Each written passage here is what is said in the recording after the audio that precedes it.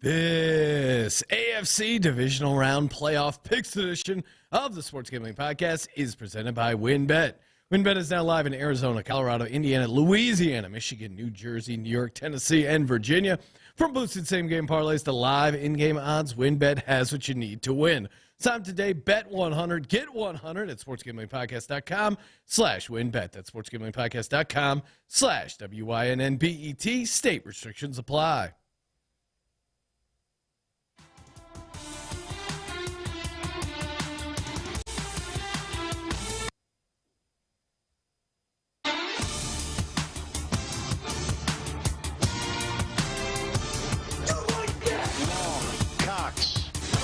We can't see the video.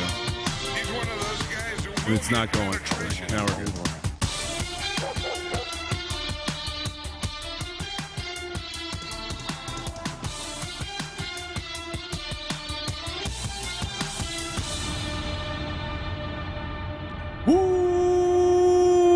Welcome, everyone, to the Sports Gambling Podcast. I'm Sean, stacking the money green with my partner in picks, Ryan. Real Money Kramer. What's happening, Kramer? Dog. I feel like I'm just a dude going to a fashion show, getting noticed by everyone.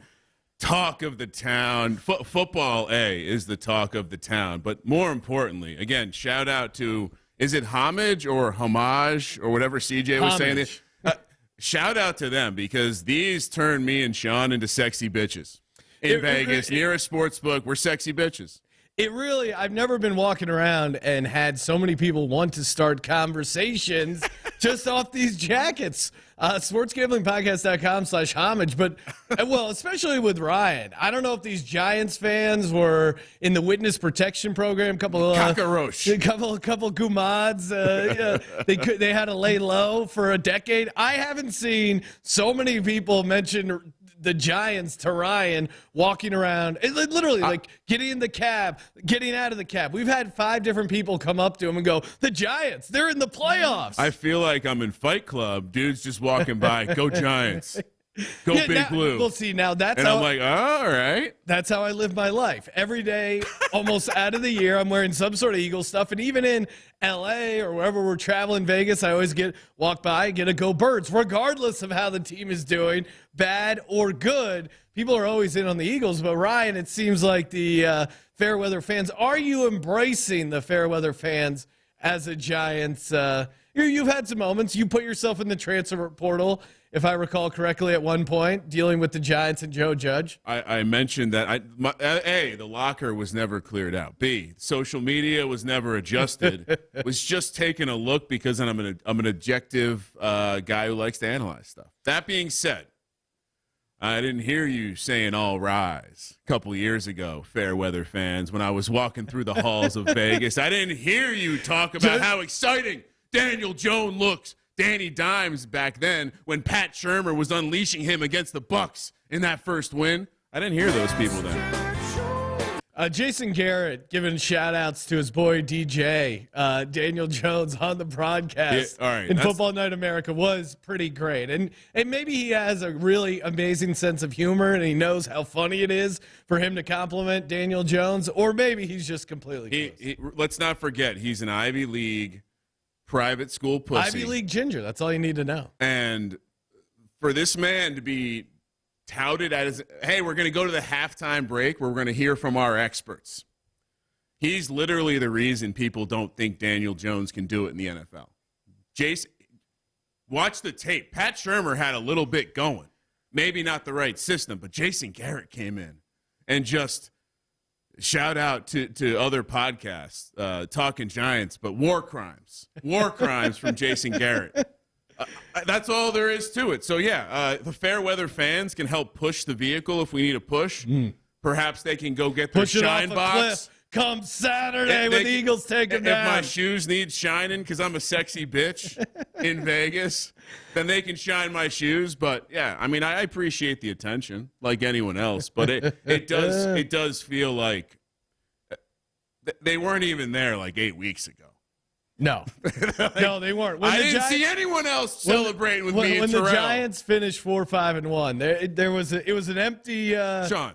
There were a lot of rats, but they weren't on that ship. Terrell and myself celebrated that Titans win in a room full of, Yes, sir. in a room full of at least 1,000 people.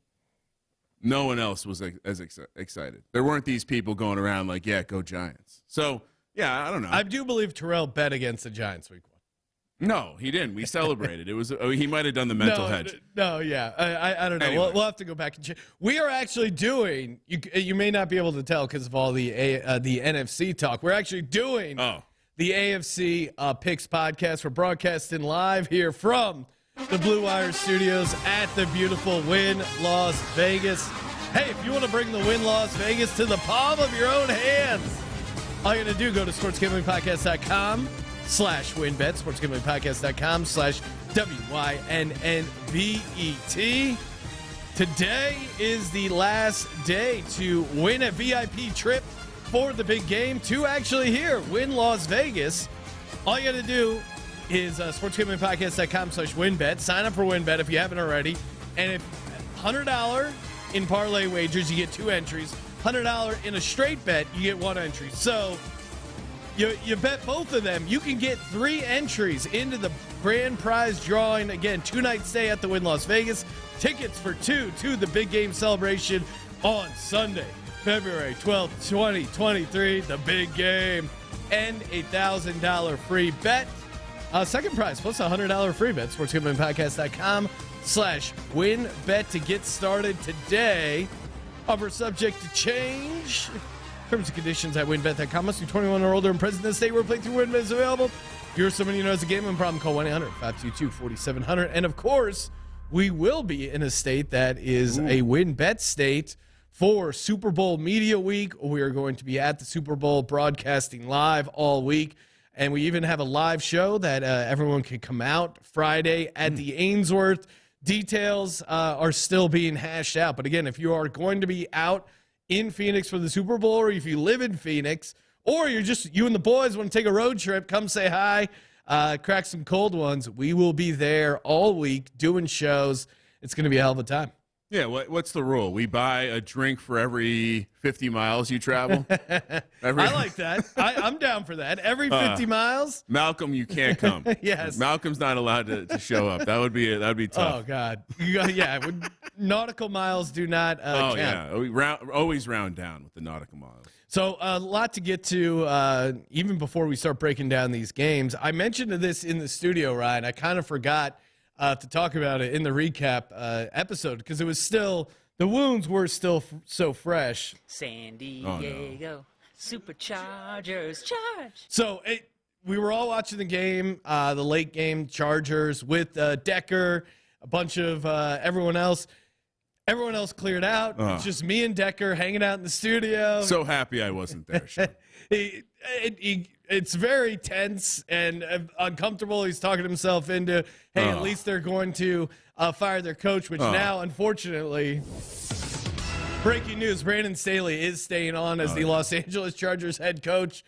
Poor Decker. But we're there, and he goes, you know what? He goes, I forgot about this. He goes, I had too many cocktails. I'm going to just hang around here for a couple hours and sober up. I go, all right, that's very fine. responsible. Yeah, so I'm hanging out, knocking out some stuff on the laptop, and then Decker's, again, he caught a buzz. He's doing the responsible thing and waiting it out. But then also he's his wife is Chinese, and he's trying to learn Mandarin, and he's learning Mandarin on Duolingo. So just imagine a drunk, sad Decker just like talking into his Duolingo, like ni hai, sen shuan, sen shuan. Oh man, you didn't record it, huh? No, I should have. It was an all timer. That was an opportunity, Sean.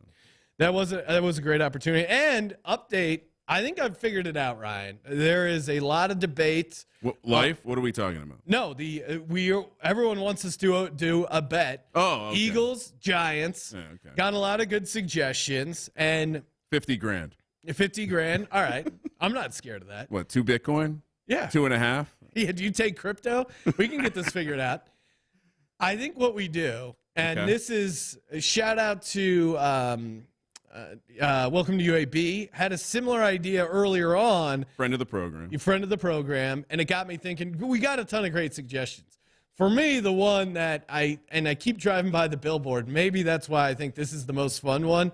But the loser has to go to the premiere, opening night of 80 for Brady, watch the entire movie, come back, do a movie review, and write a movie review for 80 for Brady. Has to be at least 500 words, and then give the review on the show. What is 80? In a Tom Brady jersey. Okay, so what is 80 for Brady? How the hell have you not seen this? You know I have blinders on right now. I'm laser focused. Right, but they run this ad on every sports game. I just zoomed past it. It's the same reason I'm not annoyed by that Burger King commercial like you are. God forbid that commercial comes on. Well, you don't watch enough live sports. Right? No, I do. I tune it out. You have kids, you tune stuff out. You have audio filters that are very effective. Wow. Anyway, you have to be the only one who hasn't seen. I'll take. 80 for Brady. Yeah, I mean, I'm down to. It sounds like just something. Google 80 for Brady. Sounds like something you like the idea of writing something more in your wheelhouse. Probably a little bit more of a lift on my side. That's fine. Giants are a dog. I understand. I'll give you the chalk. I'll let you lay minus 200. You destroyed the bit, Ryan. All right, we'll figure it out on the main show if Ryan actually wants to join society and become aware of something that's literally right. Cameron is here, producer of the Golf Gambling Podcast. Cameron, do you know what 80 for Brady is? This looks. He does say yes. Okay. Yeah, this looks horrible, Sean. Yeah, that's the point of the whole fucking joke. I don't like the bit. All right, I'm done with you. All right, let's do the show. You ruined it. Saturday we have playoff football, Sean. Are we doing a pregame show? People want to know. Yes. Okay. Why would we not? Well, some say we didn't find enough value on the last one. Oh my goodness! The heater we're on with the multi-touchdown, everything bets, the various parlays of those touchdown bets, the interception bets. All right, so this game feels ripe for some of these multi-touchdown angles, Sean. Jacksonville, the Jaguars of Florida. Reminder: they played a home game in Florida, and by the way, did you see the tweets? Fans braved it out in the 43-degree weather, fourth coldest game in Jaguars history. The pool was still working fine. Now they head to Kansas City. The Chiefs laying 8.5 here. Patrick Mahomes hasn't exactly been covering a ton of spreads this season. Minus 450 on the money line. Jags plus 350. 53 is the total. You slap this in a teaser and you don't worry about it, right, Sean? Yeah, what could go wrong? What could go wrong? I mean, looking to where the money has come in early, we're seeing a little bit more than half of the bets coming in on the Chiefs, but a metric fuck ton of money coming in on the Jags. Interesting. I think the Jags will continue to be the nerd darlings. Everyone has completely washed the first half of the game last week out of their minds, and now it's only second half Trevor Lawrence. We only talk about second half stats. We don't talk about that his 4 interceptions were the reason he was in that hole in the first place. To me, no one is giving out the proper handicap on this game, Sean. This is a warm weather team coming off a home game against the soft-ass Chargers, now headed to Kansas City. And decent weather. 41 degrees, partly cloudy. It's still a hostile road environment. Is it hostile? Because the Chiefs at home in the playoffs haven't been dominant ATS. I can think of a ton of games they've blown in Kansas City. I mean, speaking with starting with the Bengals game, that Titans game back in the day, they're not. The Bengals game was not a good look. That I agree with. But I think that was last season. Yeah. Okay. And they're not good covering spreads as a big number. I mean, they haven't been this year. No. Cruise control to the playoffs, maybe. Well, and knew what they had. I mean, toying around, fucking around, putting Kadarius Toney on the field for fun, getting a lot of rotation in the secondary to make sure guys have reps for the postseason. Fun team that's talking about the postseason because their goal isn't to make the playoffs. Chiefs turnovers are, I think, low-key, Patrick Mahomes is doing Josh Allen-type things. Like, Patrick Mahomes and the Chiefs in general have been figuring out ways to turn the ball over at rate. In the regular season. Yeah, Ryan. That's what they haven't played a fucking playoff game. It's true. How would I have That's any true. playoff game stuff to go on? All factual. We're both saying factual things. 4 fumbles on punt returns, 5 fumbles on punt returns, 4 lost. Come on, that's random. Is it? What about Harrison Butker on career low, 75% on field goals? Like, this is the stuff that adds up that costs you a cover. And The Chiefs this season, Ryan, and I know you're not using any sort of stats or information from their regular season. You're only pulling playoff information, which again, they haven't played a playoff game, so you have 0 to go on. also going off the dog X-rays I'm looking at. Patrick Mahomes, dog. Trevor Lawrence, not dog. Doug Peterson. You want to go against Doug Peterson as a dog? With Andy Reid? Sure. Andy Reid's 2-0 ATS against Doug Peterson. In the regular season? Well, You just said nothing in the regular season matters. for this trend, it's probably applicable. 20-12 all time versus coaching tree ATS, and 10-3 ATS since 2019 against his coaching tree. And the losses are probably just All those are regular season. That's true. That's Chiefs in the regular season, -3 turnover differential. Wow. That's tied for 22nd in the league. true. Yeah, I guess we played this game a couple months ago. Yeah. Why would it be any different? Chiefs didn't play a great game.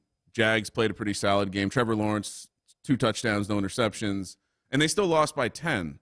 Yeah, no, I think if their kicker hits an extra point and the field goal, they cover the spread easily. So I think that's the difference. I think they kick an extra point, they kick a field goal, Okay. and they get it done. Christian Kirk, 9 for 105 and 2 touchdowns. I think he's going to have a big game. They did a decent job on Kelsey, holding him to 81 yards. What was that Trevor Lawrence on the road stat that you were touting throughout the season? Not winning a ton of road games. Trevor Lawrence, not a great road record. It's a regular season thing, right? Doesn't count. Yeah, I mean, I'm shocked to see you coming to this situation with the Doug P. Trump's Trevor Lawrence card, because you hate you're gonna hate yourself at 2:45 Pacific time on Saturday when you realize you've invested some of your cold hard cash in Trevor Lawrence in the divisional round when shit gets ratcheted up and it's time to go. Patrick Mahomes gets this cover easy. You didn't answer my question. Why don't we just slap it in a teaser? No, but You think they're live to win the game? I think there's an outside chance. I think it's in the range of outcomes, Sean. Jaguars have been getting pressure on the quarterback. 19 sacks, 60 QB hits in the last 6 games. There's something going on with this Jags team. They're playing better. They're definitely crescendoing. That comeback alone. And the pass catchers for the Chiefs have a number of issues. I mean, where do you I guess my question then becomes, where do you take the Chiefs? Where do you mean? Like, what's the point spread? Do you take the Chiefs 6.5, or you believe in the Jags more than that? No, I think I would make this feels like a 7-point spread to me. Okay. And the fact that you're getting 8.5, it to me is a decent price for this Jacksonville team that I think is not horrible. I think they're a good team. And again, I think in the same way we saw it, I think this game plays out almost exactly the way we saw the Bills and Dolphins, right? Bills get out to a nice lead. They mess around. They have issues covering receivers. They have issues in their secondary. Could see that. Very similar, very, very similar to the Chiefs. And I think, you want to talk about look-ahead spot for the Chiefs. They are looking ahead to Atlanta. They're trying to figure out, hey, do we have to go to a neutral field? They're dealing with all that stuff. I think that's a legit distraction. NFL has told them to start selling tickets. Is it fixed, Sean? Do we know the results already? Are you really going to bet against that? Yeah, I would say, yeah, there's some matchups that are tough, right? Like the just in general. I know you said they've been getting more pressure lately, but not been a good pass defense. The Jags, 30th in DVOA, and I think one of the things that I came away with, that's season long though. I understand. Look at the last. They've 6. been better of late, but they've also coming off a game where you play the Chargers, who just fired their offensive coordinator because his offensive scheme sucked. I think the Chiefs are going to stretch the field a little bit more. They're going to put a little bit more pressure on this defense. And I think in games where that defense has been stressed like that, they haven't always showed up. So I think just on the road, give me this Chiefs team, give me Andy Reid. You're going against Andy Reid off the bye too, Sean. This is shocking to me. I thought we were going to be united in Kansas City here. Lay the 8.5 points. And honestly, well, and you want to talk about the kicker, Riley Patterson. He's missed 5 field goals all season, 2 of which came in that Kansas City game. That to me feels like an outlier. He's only kicker revenge spot. Yeah, Ooh, he's only missed 1 since then. 2 for 2, 2 for 2, 3 for 3, 2 for 2, 4 for 5, 1 for 1, 2 for 2, 1 for 1. You say what's going to be different? I think he hits one of those field goals. It's a 7-point game. He doesn't miss both field goals in this. In my model, I don't have him going 1 for 3. I do have Christian Kirk getting a couple touchdowns. I think they're going to be able to move the ball. How often? So you don't think this is like a backdoor? You think this is a straight up game, and they're just going to cut? Like they're going to be inside the number because they played a great game against the Kansas City Chiefs. I wouldn't say a great game. I think it's going to be like the Dolphins game where Kansas City jumps out to a lead. Dolphins come back, and you're like, wait, Dolphins come back, and in this situation, the Jags come back, and you go, oh, my God, are the Jags really going to win this game? And then the Chiefs take care of it late. I think the storyline could be that, wow, how'd this game not go over, and the Chiefs scored 38 points themselves. Hot take. Blowout. First game sucks. Give me plenty of time to get in the mindset to watch the Giants do war. All right. Do war. I mean, I just see all the assault being threatened from Eagles fans on social media. What do you mean? Just a violent crowd. It's unbelievable. This is the most I've ever heard from Giants fans. Yeah, and it's a lot of like, wow, I guess I shouldn't go to Philly because all these horrible fans are talking about committing crimes. You're scared by a dog, Ryan. Oh. Well, that's the funniest part. You guys going to wear the dog mask when you're 7.5-point favorites? I guess we'll talk about this game later. All right. Anything else? Anything else we want to add on this game? We will have first touchdowns on the pregame show, which I might be coming to you live from a youth sports field. What else? We'll have some fun stuff later, I'm sure, in this game and the props. Any props or angles you want to call out before the market moves when they see what we bet on for this game? Yeah. I do like any sprinkles that are obvious that the price is going to get horrible. I don't know if I don't think it probably changes, but Kadarius Toney anytime touchdown. They seem to go out of their way to scheme up Kadarius Toney. 3 touchdowns is 130-1. I guarantee that's lower by kickoff for Kadarius Toney. Yeah, you're already looking at this. What? I mean, what else am I going to do? We only got 2 games to talk about. Of course, I'm looking at the 3 touchdowns. Well, no, you hate Kadarius Toney though. Oh, but the ironic continuation of me making money off of him being gimmicked into this offense and proving me right and wrong all at the same time. He plays like 5 snaps a game and somehow gets a touchdown or 2. It's amazing. I would say on top of that, I think just in general, the more that I looked into this game, Sean, the more that I'm probably going to be finding ways to play overs on Patrick Mahomes and maybe matchup props versus Trevor Lawrence as well. All right. Moving along to Sunday, the early game. Again, pregame show Sunday starts at 9, Saturday at 1. We will have more first touchdown props for this game. Bengals, Bills. For some reason, this game, I thought this was going to get played on a neutral site because of the happenings of the regular season. Sean, I mean, again, if you're a Bengals player or a Bengals fan, are you not pissed? Why is this game not on a neutral field? I know we kind of talked about this before, but you offered the same kind of condolences to the Ravens. Like in the same scenario, you allowed them to level up by virtue of this game not being played. How are you not giving the Bengals the same opportunity when, not to get dark, but the Bengals weren't the initiators of we don't want to play this game, and now if they knew what this would create, I wonder if they would have been so complicit in being like, yeah, we don't need to play this game.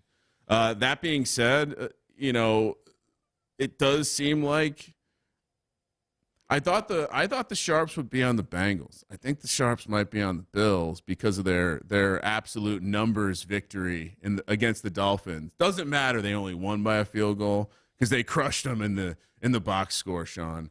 The variant stuff that Josh Allen continues to sprinkle in, that doesn't matter. No, I mean, he consistently turns the ball over. But I think I was wrong, and I think we're going to see the Sharps on Buffalo and the public on the Bengals. I think that's why we've seen the number yo-yo twice now. Dropped all the way to 3.5, and what happened both times?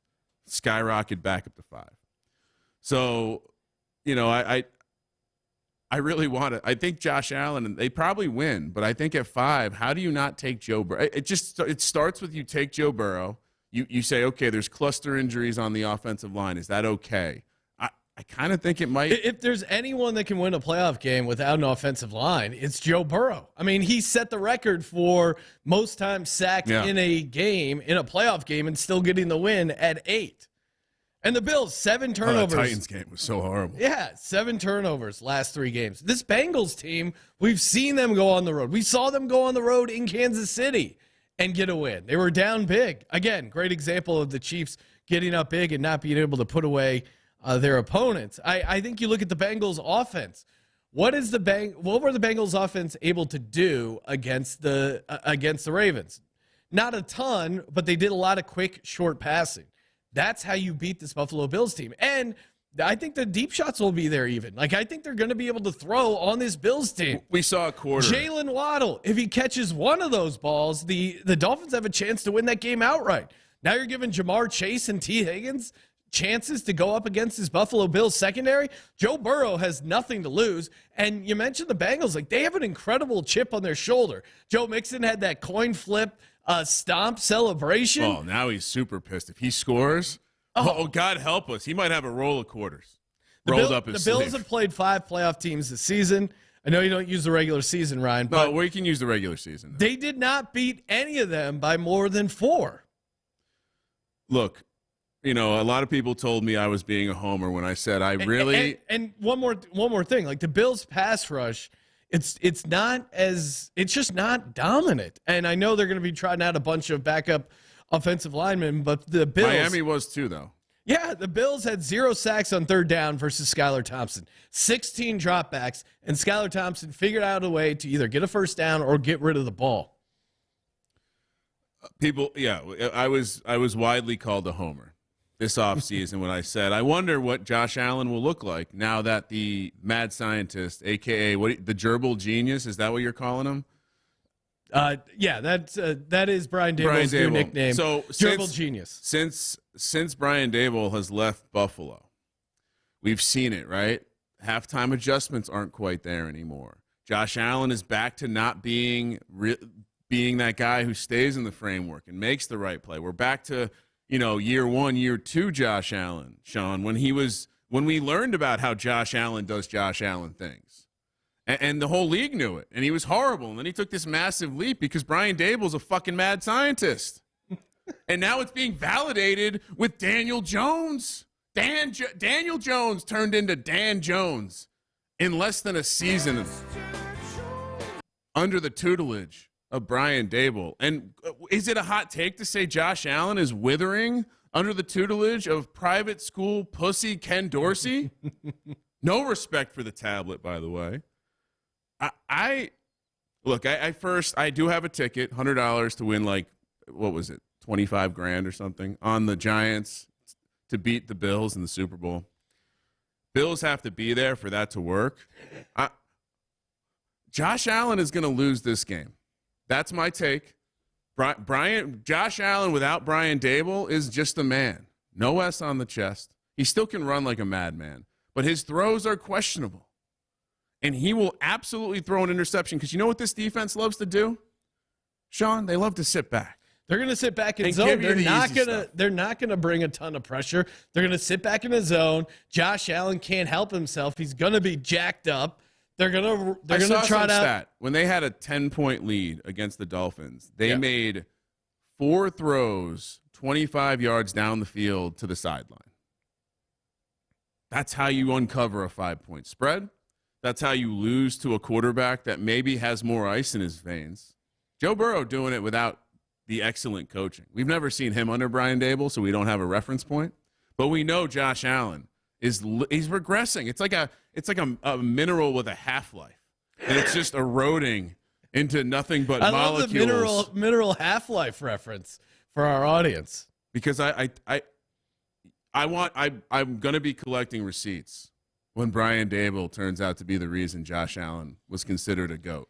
I don't think the Bills are and this is step 1 into him being seen as a human. I don't think the Bills are a lock to win this game. I really don't. If you put a gun to my head and you said, like if this game is played on a neutral field, I don't even know how you make the Bills a favorite. And so this is a massive, to me, this is like three, give me 3. This is a 3-point game. So we're getting 2 extra points, Sean. Bengals all the way. And I will say, I'll be looking very closely into Joe Mixon props. The more that I've looked into this game, Sean, the more that I wonder if this isn't going to be one of those games where Joe Mixon puts that team on his back. I know it's not traditionally the way you want to attack this defense, but, man, I saw Matt Milano make some mistakes in that game against Miami. And like you said, guys were just running wide open. It was like communication was off. So I think the Bengals are obviously a live dog. Yeah.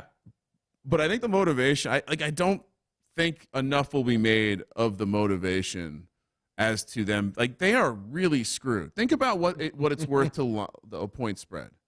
Buffalo's probably like 2 points, 2.5 maybe even if you want to stretch it. Cincinnati's honestly, it doesn't even really matter what we think of whether it's fair or not. What matters is it's really pissed them off. Yeah, right? yeah. It's really they're fired up. And grown men, like these types of grown men alphas, when like if they get that added little motivation, we've seen plenty of occurrences where it does juice them up. And so, we got through the whole breakdown without talking about where DeMar Hamlin will be at this game. We have talked. We don't. So based on some sources, we don't think he's going to run on lead them onto the field. But does sound like there's a chance he's at the game in a booth, like with the owner, in the nice warm booth, one without the windows open. Is that enough to overcome the coin flip? Lack of home field. I mean, they were winning the game when it ended. Yeah. Tyler Boyd had a touchdown in that canceled game. If you go back and watch the tape on that game too, you'll see one thing. The Bengals seem to have an idea of what they could do against this Bills team. Now, granted, missing some offensive linemen is going to change that, probably change their approach a little bit, but they seem to have the key to move the ball. And so, then it turns into, again, is Josh Allen going to throw a pick? And what has that been? Yes. What has that been priced at this offseason? Minus 110. And you're telling me basically that the outcome that's correlated to that to me is Josh Allen throws a pick, they don't win the game. But we can take Bengals money line at what, Sean? Plus 190. Okay, so if Josh Allen to throw a pick plus 190. Are we betting that? Yeah. Okay. I mean, that's a lock of all locks. I mean, we can discuss it more on the prop show, but how do you not get some Josh Allen? But that's my point. If you're taking Bengals money line, it's very correlated to that Josh Allen, and maybe we're building a parlay here too as we speak. So that's it. 2 games. We're both on the same side of this one, Sean. Wait, we're both going to fade Buffalo? Yeah. Shit.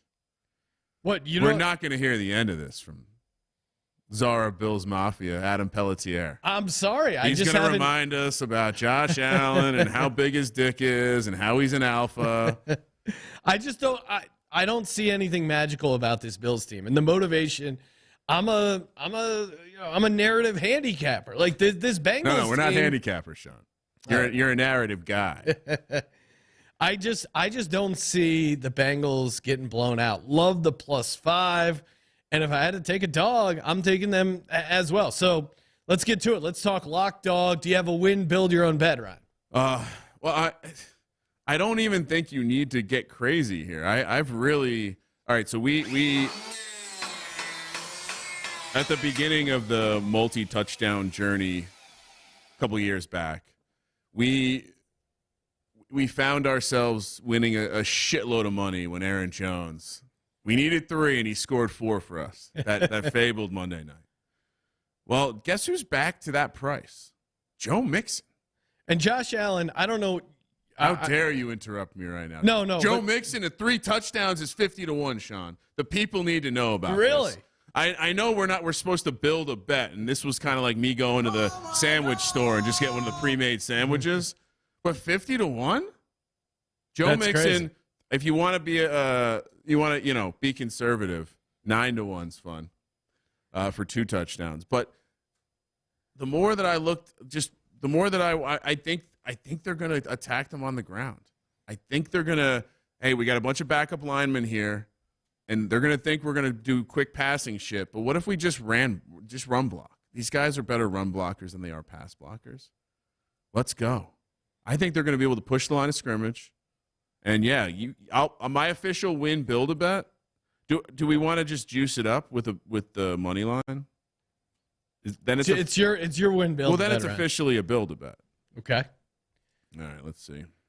And the Josh Allen interception, that price is like minus 150. It's not plus 190. I know you weren't listening to me. I was saying that by betting Bengals money line, we're getting a massive increase on the price of Josh Allen throw a pick. Because if he throws a pick, I think the Bengals win the game. So there's no point in betting Josh Allen to throw a pick. Just play the money line. So I'll 120 to 1. Oh my God! 3 God! touchdowns, Bengals win the game. It feels like the kind of bet that when you go to actually put in, they immediately tell you can only put $2.88 on it. But Joe Mixon, 3 touchdowns, Bengals win the game. That's my build a bet to the moon. All right, mine's a little I don't know what you call it, more sane, but Hayden Hurst Safe. We'll call it safe. I don't know if this I don't know if anyone would refer to this bet as safe.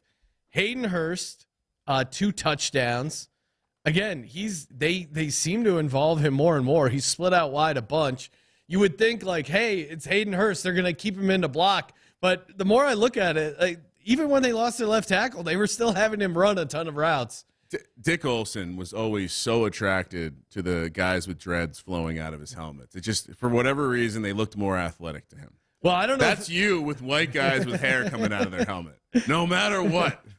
Watching you try to differentiate between Trent Irwin and Hayden Hurst last weekend was glorious. Well, so I'm glad Trent Irwin is way tinier. Yeah, but they have the same beautiful hair flowing out of their helmet that do adore. I go back to Trent Irwin? No. Really? Maybe. Okay. Yeah, maybe you save it for first touchdown for the pregame show. Or a DFS play. Oh, they moved him up to 10-1 just to score a touchdown. No, that's not right. All right. Wait, what's his 2 touchdowns then? Hold on. Well, I'll pull it up while you're you shouldn't do that. There's no way they're going to offer that. Dude, he's had 2 touchdowns before. 3 touchdowns is 250 to 1. Trent Irwin, 2 touchdowns. You can get that for the very fair price of, I don't see it. You might have. All right, we'll save you the broke the book. We'll save the Irwin stuff 90 for the prop show. I'm gonna keep it a little safer. Hayden Hurst 2 touchdowns and the Bengals win 45 to 1. That is your win bet. Build your own bet.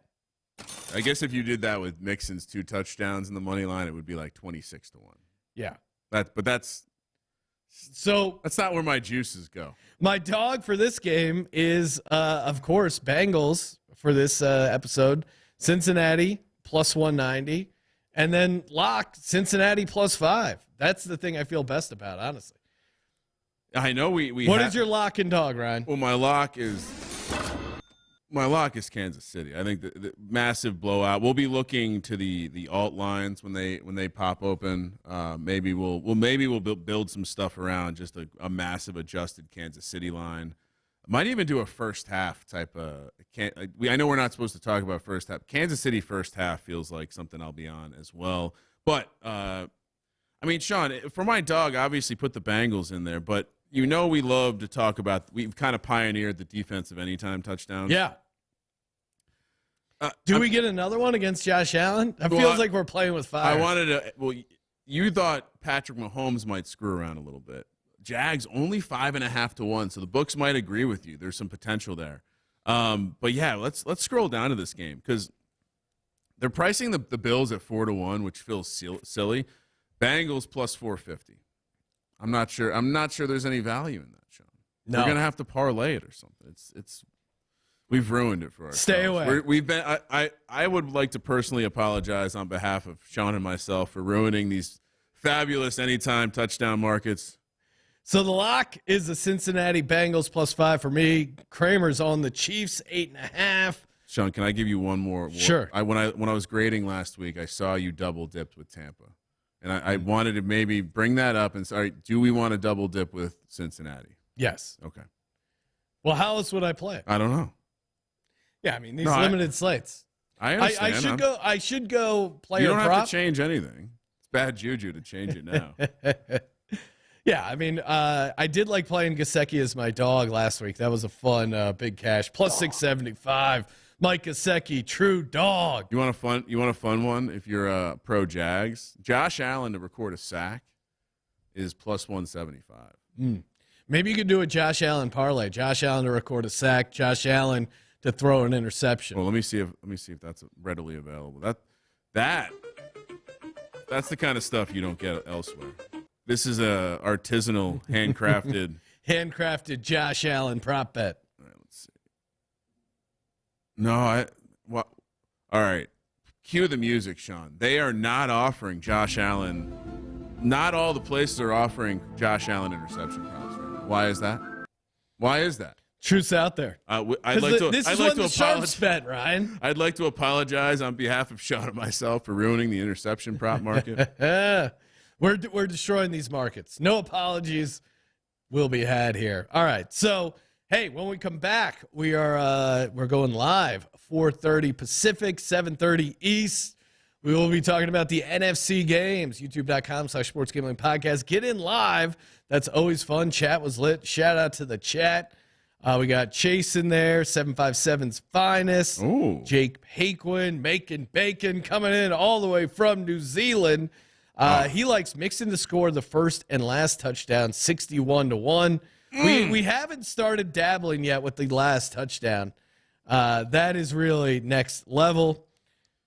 What else do we got? I will say a teaser alert to the prop show on Friday, which we will have a friend of the program, Katie Mox, on to talk about her Brock hardness.